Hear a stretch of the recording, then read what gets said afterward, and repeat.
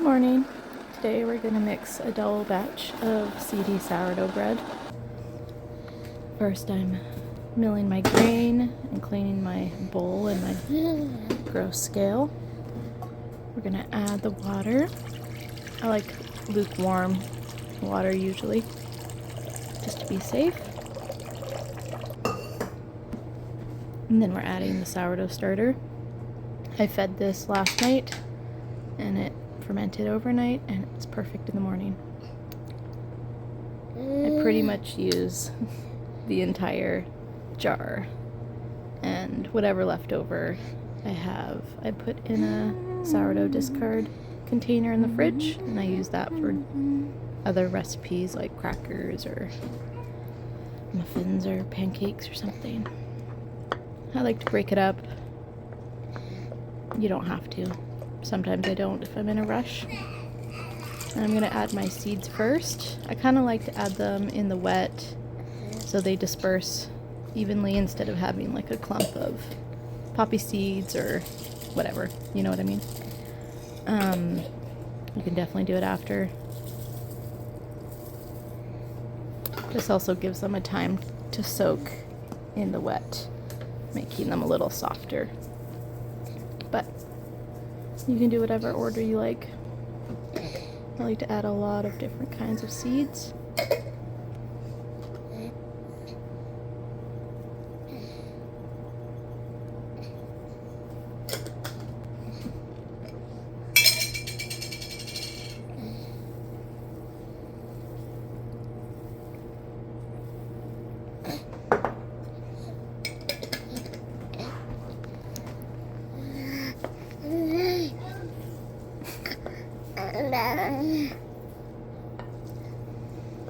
And I'm just going to mix that up until I'm satisfied. This is one of our favorite doughs. And this is the white flour. It's about 60%, 66% white, 34% fresh milled.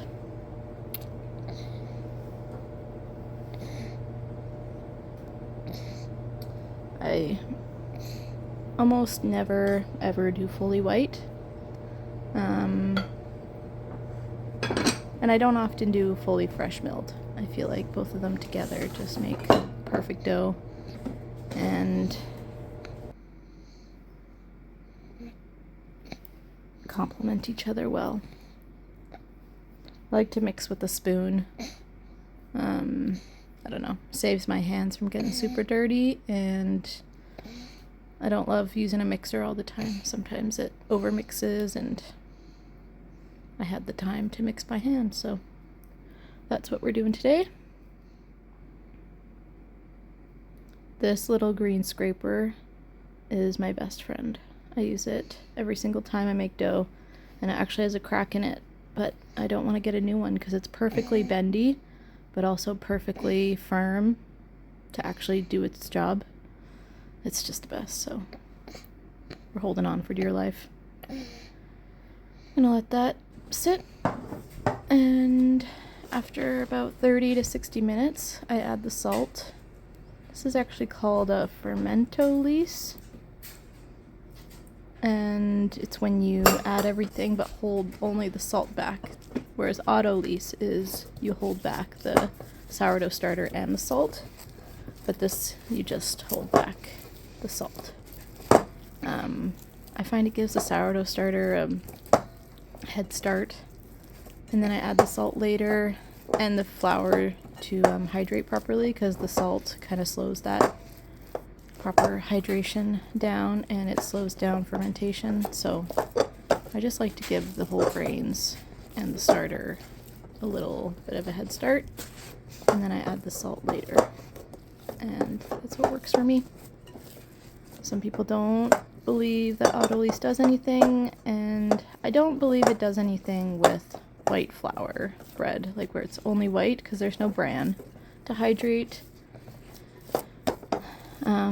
It would probably help kickstart the fermentation, but it's not necessary. Like, you will probably not notice any kind of difference with an all white flour dough. But when you're working with whole grains, they just need a little bit more time and help to hydrate, so that's what I do. Alright, this is our first series of stretch and folds. I like to dip my hands in water so they stick less. And I just stretch it and fold it until it resists too much, you know. You don't want to rip it, but if it has more to give, then let it give, you know. And then I transition to a bit of a tucking motion. There's a little goblin in the background too.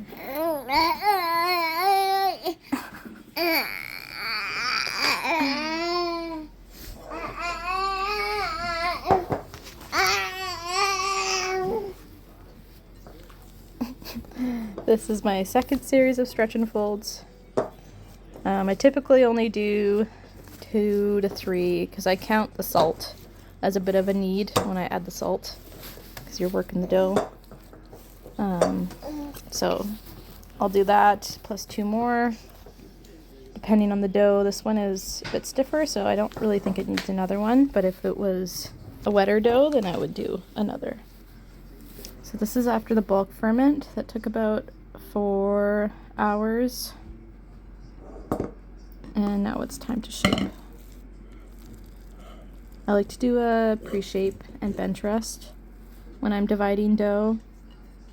If it was just like that was one dough, then I wouldn't. But because I'm dividing it, I just want the shape to be uniform, you know? Maybe that's just me. But I'm going to do a bench rest, make it nice and tight. And this itself is a bit of a stretch and fold because you're working the dough again, so you're building strength when you do this. I like to test and see if I weighed them by heart close enough. This one was about 50 grams off, so not very impressive. Sometimes I get within 10 grams, and that's pretty cool. Just depends on the day. Alright. Those look good, so I'm going to leave those for a bit of a bench rest. Usually 15 to 30 minutes, depending on the dough.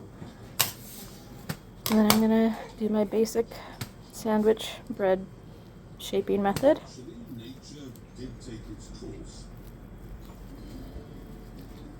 And these pans are my absolute favorite pans. I don't do anything to them.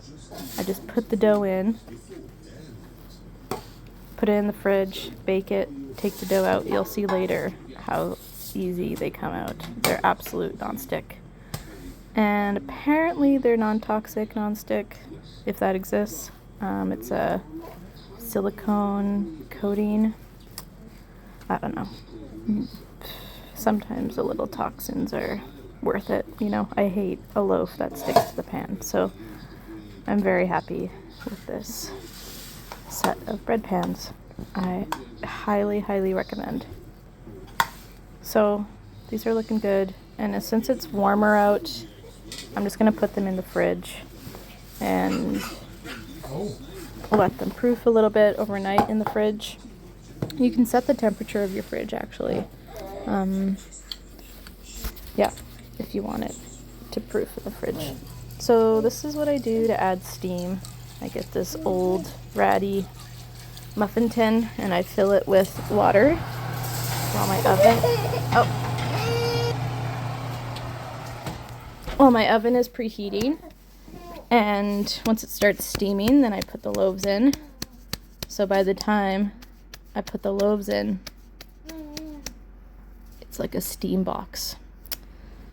And this is a spice shaker. I put flour in. I saw that online and I thought it was genius. So I recommend doing that. It's really helpful.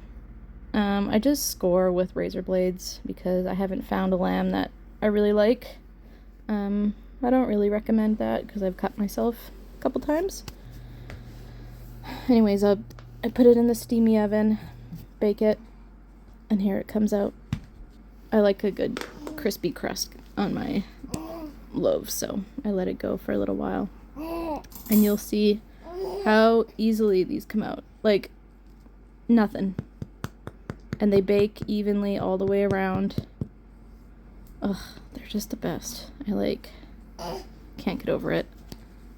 I've gone through so many non-stick pans that are actually not non-stick.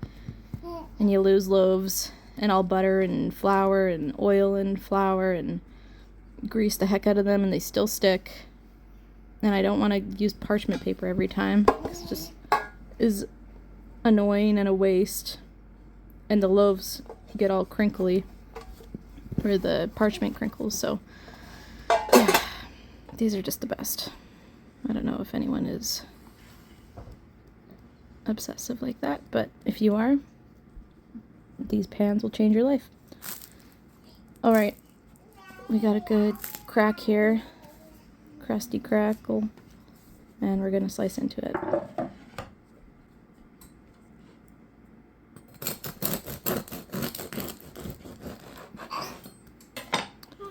So it's a bit of a tight loaf. I probably could have let it sit on the counter a little bit before putting it in the fridge, but seedy tends to be a bit tighter because it's heavier with the seeds.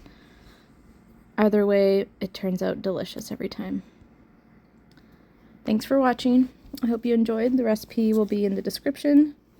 See you next time.